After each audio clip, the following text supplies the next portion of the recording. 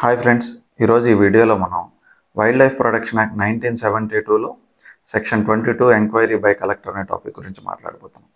ఎప్పుడైతే గవర్నమెంట్ అనేది ఒక ప్రదేశాన్ని శాంక్చురీ ల్యాండ్గా డిక్లేర్ చేస్తుందో అప్పుడు అక్కడ నివసించేటటువంటి ప్రజలు తమకు అక్కడ ఉండేటటువంటి ల్యాండ్పై రైట్స్ ఉన్నాయని చెప్పి, లీగల్ రైట్స్ ఉన్నాయని చెప్పి క్లెయిమ్స్ని రైజ్ చేస్తారో త్రూ రిటర్న్ స్టేట్మెంటు.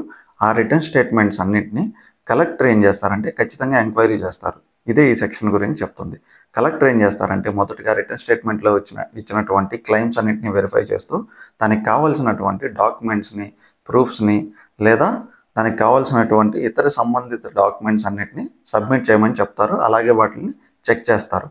కానీ కొంతమంది ప్రజలు మాత్రం అక్కడ వాళ్ళకి లీగల్ రైట్స్ ఉన్నప్పటికీ వాళ్ళు ఎటువంటి క్లెయిమ్స్ చేసుకోరన్నమాట. అలాంటి సందర్భాల్లో కలెక్టర్ యొక్క బాధ్యత ఏంటంటే అక్కడ ఉండేటటువంటి గవర్నమెంట్ రికార్డ్స్ అన్నిటినీ చెక్ చేసి ఇక్కడ నివసించేటటువంటి ప్రజలకు ఎటువంటి రైట్స్ ఉన్నాయో వాళ్ళకి తెలియజేయాలి. దానికి కావాల్సినటువంటి క్లెయిమ్స్ను కూడా ఇవ్వడానికి ప్రయత్నించాలి.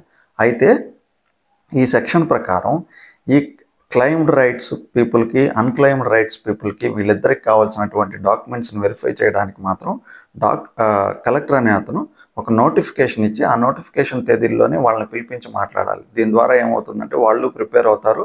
వాళ్ళకి కావాల్సిన వాళ్ళ దగ్గర ఉండేటటువంటి డాక్యుమెంట్స్ అన్నింటినీ రెడీగా పెట్టుకొని కలెక్టర్కి ఇవ్వడానికి కూడా ఈజీగా ఉంటుంది.